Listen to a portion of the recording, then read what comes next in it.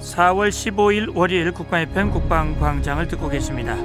계속해서 창군 역사의 숨겨진 이야기, 창군 비화를 들려줄 국방TV의 김선덕 PD를 스튜디오에 모셨습니다. 자, 어서 오십시오. 네, 안녕하십니까. 자, 기다렸어요. 이 시간을. 창군의 역사를 훑어가면서 그 안에 숨겨진 비화들을 하나하나 이제 꺼내게 될 텐데, 오늘은 국내 정진군에 대한 얘기를 해 주시기로 하셨죠? 예, 그렇습니다. 저기 1945년 8월 15일 날 광복을 하지 않습니까? 그럼요. 그때 한반도는 감기고로 들끓었죠. 음흠.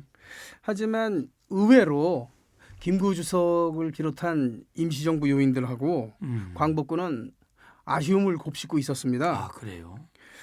그건 다름이 아니고 일본하고 전쟁을 못했다는 거, 그 이유 때문이었죠. 아하. 근데 일본하고 전쟁을 했으면, 네. 그러니까 참전을 했으면 우리가 참전국의 지위를 얻지 않습니까? 아, 그러네요. 근데 전쟁을 하지 못한 상태에서 광복이 되니까 음흠. 굉장히 아쉬워했던 거죠. 아, 그렇군요. 왜냐하면 그때 그 임시정부하고 광복군은 음흠. 국내 정진군이라는 특수부대를 육성하고 있었습니다. 아하. 그래서 이 특수부대를 국내에 침투시켜서 네. 게릴라전을 벌일 생각이었죠. 아. 근데 일본이 생각보다 빨리 음흠. 그러니까 연합군 측에다가 이렇게 항복을 해버리니까 예. 그 일면 기쁘기도 하지만 그 김구 주석께서는 굉장히 안타까워하셨다고 해요. 네.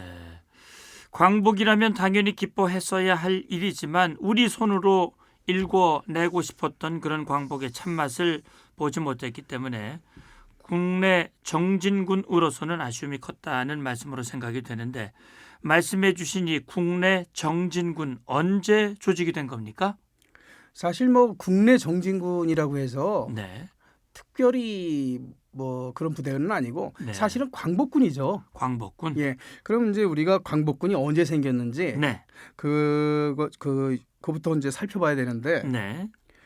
우리 광복군은 1940년 음흠. 9월 17일 중국 사천성 중경에서 창설이 됩니다. 예. 충칭이라고 얘기하죠. 예. 중국식 표현으로는. 예, 그렇습니다. 그 당시에 이제 그 중경이 임시 수도였죠. 음흠. 그 중일 전쟁 중에 네.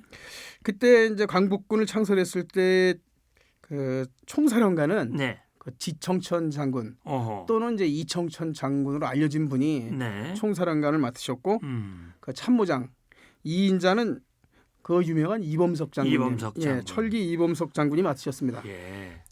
근데 사실은 우리가 그동안 임시정부가 군대를 갖고 있지를 못했어요. 네. 그 당연히 쫓겨다니고 네. 그리고 일단 돈이 없었던 거죠. 군자금이. 그렇죠. 군자금이 없어서 정부는 있었지만 음흠. 그 정부 산하의 국군, 근데 광복군이죠. 네. 그게 없었던 겁니다. 음흠. 근데 당시에 1940년에 네. 그 중국 국민당 정부에 장개석 총독이 지원을 했습니다. 그래요. 예, 그래서 장개석 총통의 그 지원한 군자금을 가지고 네. 광복군을 창설했고 또 유지할 수 있었던 것이죠. 아, 그랬군요. 근데 이제 한 가지 좀 유감스러운 것은 음흠. 이 장개석 총통이 광복군을 통제하려고 한 겁니다. 아, 그래요. 예, 그래서 그 광복군은 독자적인 작전지휘권을 갖고 있지 않았습니다. 음흠. 그 작전지휘권은 그 당시 이제 중국 국민당 정부, 예. 국민당 정부하고 공산당 정부 이게 두 개가 있었잖아요. 그렇죠. 그러니까 이제 모택동의 공산당 정부 그리고 장개석의 국민당 정부. 근데 이제 그 국민당 정부의 이제 합동 참모회의, 그러니까 합참 역할을 했던 게 군사위원회입니다. 아하. 그 군사위원회의 작전지휘를 우리 광복군도 받았던 거죠. 아, 그랬군요. 근데 이제 그 광복군을 창설하는 걸 도와주긴 했지만 음흠. 장개석은 우리 광복군이 직접 중국 땅에서 일본군하고 전쟁하라는 걸 원치는 않았습니다. 아, 그래요. 그러니까 너네들은 병력만 좀 만들고 있다가 음흠. 나중에 한반도로 들어가서 전쟁을 해라. 아, 그러니까 중국 땅에서 전쟁을 허용하지 않았던 거죠. 그랬군요. 그리고 또 그 원조하는 액수도 그리 많지는 않았습니다. 그래서 광복군이 이제 수백 명 정도의 그 병력을 유지를 했는데 네.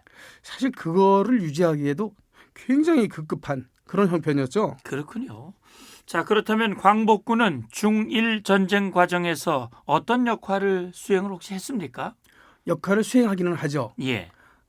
비록 이제 전쟁을 직접적으로 하진 못했지만 음흠. 그렇지만 이제 그 국부군 그러니까 국민당 정부군대는 이제 국부군이라고 합니다. 예. 국부군하고 협조를 하면서 네.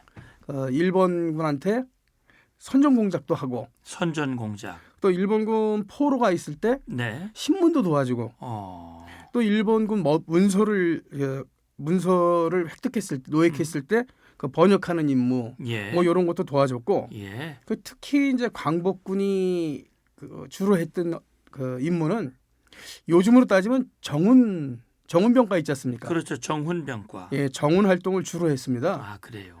특히 광복되기 1년 전이죠. 네. 1944년 네. 1월 20일 네. 이날을 시작으로 그 조선하고 일본 그리고 만주에 있었던 우리 그 조선인 대학생들 네. 그 조선인 대학생들이 1944년 1월 21일 기점으로 4,385명이 일본군으로 끌려갑니다. 아유, 그래요. 예. 와. 그러니까 엘리트들이죠. 네. 그 엘리트 그들을 끌려간 사람들은 이제 학병이라고 합니다. 네. 근데 특히 이제 학병들이 가장 많이 끌려갔던 곳이 중국 전선입니다. 아, 그렇군요. 예, 특히 이거 서주. 네. 그 중국 전선에 왔던 학병들이 처음에는 그 군 생활을 하다가 네. 44년 5월쯤 되면 탈출을 하기 시작합니다. 아유, 그래요. 그 탈출 1호로 잘 알려진 분이 이제 고려대학교 총장을 하셨던 김준엽. 아. 그분이 그 탈출 1호 학병. 근데 그 김준엽 씨를 비롯해서 그 유명한 장준하 씨라든지 뭐 네. 탈출을 하기 시작합니다. 네. 그래서 이분들이 이제 그 광복군 대열에 참여를 하죠. 그렇군요. 그 참여를 해서 병력이 늘어나는 겁니다. 어허. 그러니까 몇백 명 단위에서 몇천 명 단위로 늘어나니까 그래요. 병력이 늘어나면서 위상이 달라지기 시작하는 거예요. 네. 연합군 측에. 근데 이제 그 당시에 광복군이 주로 했던 게 이 학병들을 포함한 네. 조선인 장병들을 회유하는. 아하.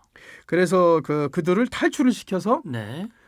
교육을 시키는 그런 역할을 했던 거죠. 그렇군요. 특히 그 안희성 부양에서 네. 그 많은 학병들을 탈출을 도와서 신입 광복대원을 만들고 교육시키고 이런 일들을 했습니다. 그렇군요. 그런 걸 통해서 일본군을 약화시키고 광복군의 힘은 기르는 그런 결과를 가져왔겠군요. 그렇죠. 그래서 네. 이제 좀 아까 말씀드렸지만 영국군이나 네. 미군이나 연합국 측에서 광복군을 이제 인정을 했던 거고. 네. 그리고 그 태평양 전쟁이 막바지를 향했던 1945년 3월. 네. 3월 그쯤이면 이제 오키나와 그러니까 일본이 갖고 있던 동남아에 있던 모든 거점을 잃어버리고 그리고 이제 네. 그러니까 본토 바로 앞에 있던 오키나와에서 전쟁이 벌어지던 그런 시기일 거예요. 예. 그래서 1945년 3월 그때쯤 그 미국의 전략사무국 네. OSS라고 합니다. 네. 그게 이제 CIA의 전신입니다. 그래요. 예. 그 전략사무국하고 광복군이 특수부대를 훈련시키기로 네. 이렇게 합의를 하는 거죠. 어허. 자, 그 결과 1945년 5월부터 섬서성 시안의 제2지대와 안희성 부양의 제3지대에서 특수부대를 훈련시키게 되는 걸로 알고 있는데 이들이 바로 앞서 제가 질문을 드렸던 국내 정진군인 것으로 알고 있는데 이 국내 정진군의 규모, 임무가 궁금하군요.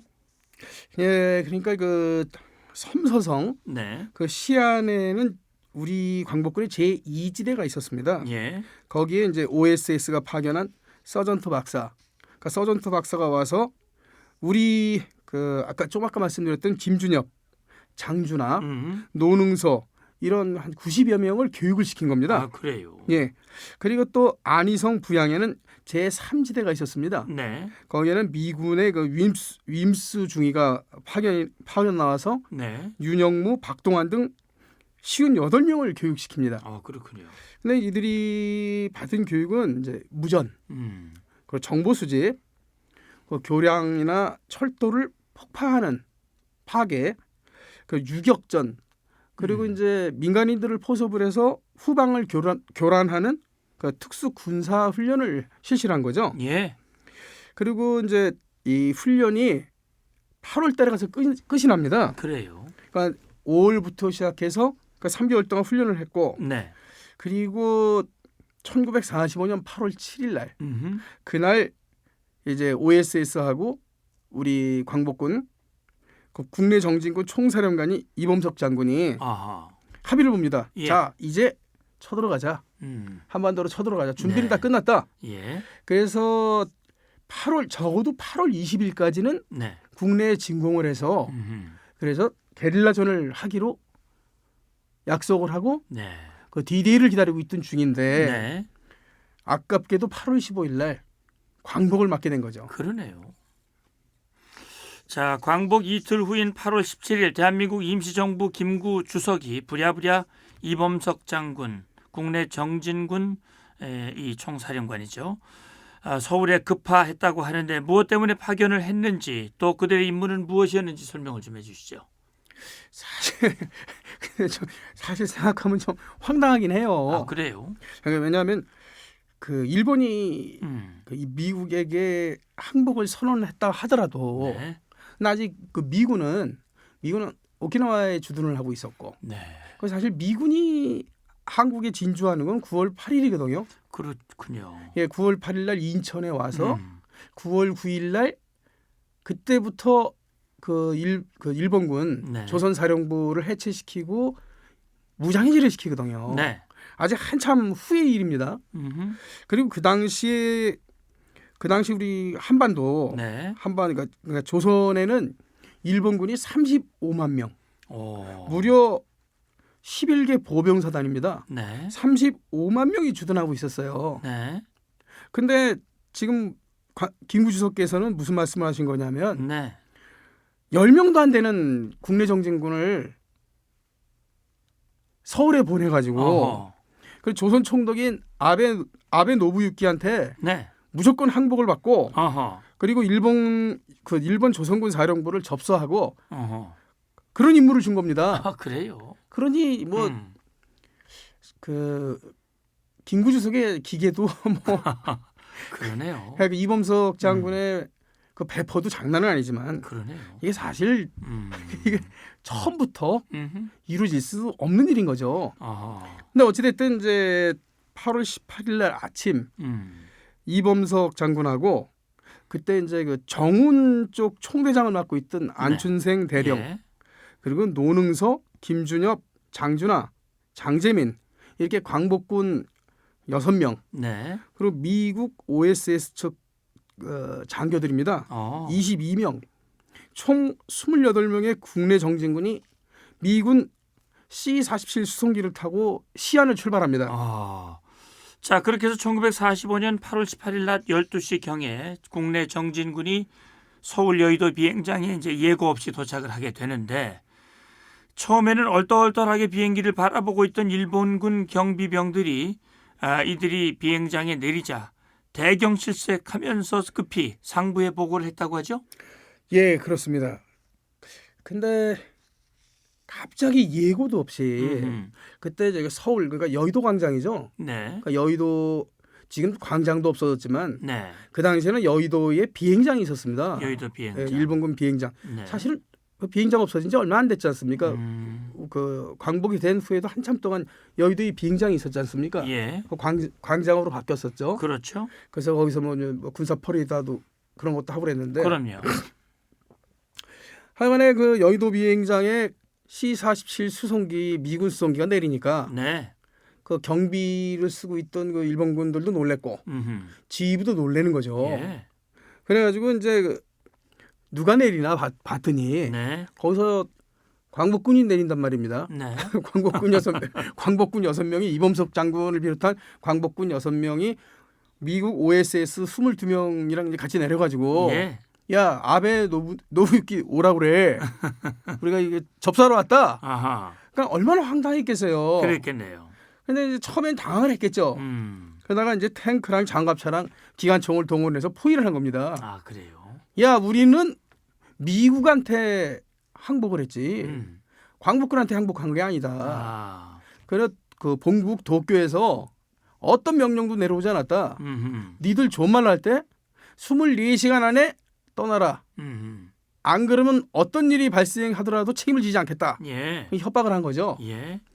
할 수 없이 이제 그 국내 정진군으로 왔던 이범석 장군 일행은 네. 그 조선 호텔 하룻밤 묵고 네. 그 다음 날 쓸쓸히 할 수 없이 그 중국으로 다시 돌아올 수밖에 없었던 그렇군요. 그런 그 슬픈 아픔이 있습니다. 그러니까 우리 김 PD가 말씀을 해주셨습니다만 일본은 미국에 항복을 한 것이지 임시정부 우리 대한민국 임시정부 광복군에게 백기를 든 것이 아니다 이런 얘기예요. 듣고 보니 참 가슴 아픈 일이 아닐 수가 없는데 이제 결국 그렇게 해서 24시간 당시 한국에 여전히 남아 있었던 일본군에 의해서 도달할 수밖에 없었던 그런 상황이라 이런 말씀이시죠. 그렇습니다. 근데 아까도 말씀드렸지만 8월 19일 날 결국 그 중국으로 되돌아갑니다. 네. 하지만 아까도 말씀드렸듯이 비록 되돌아오긴 했지만 네. 그 김구주석과 이범석 장군의 기계가 얼마나 장합니까? 그럼요. 그리고 여기서 말씀드리고 싶은 건 국내 정진군의 임무는 국내로 들어오는 거 아닙니까? 그렇죠. 일단 들어왔지 않습니까? 그러니까 목적을 달성했는지 여부를 떠나서 예. 국내 정진 하기로 했으니까. 근데 국내 정진한 건 거예요. 국내 정진한 건 사실인 것이죠. 역사적 사실로 남아 있는 거예요. 그렇습니다. 그렇죠. 자, 광복이 우리 민족의 완전한 독립을 의미하는 것은 아니었다는 사실. 김구 선생이나 또 이범석 장군 이분들에게는 정말 가슴 칠 일이 아니었겠나라는 생각도 듭니다. 오늘 말씀 잘 들었습니다. 고맙습니다. 예, 감사합니다. 장군 역사에 숨겨진 이야기 장군 비화 국방TV의 김선덕 PD와 함께했습니다.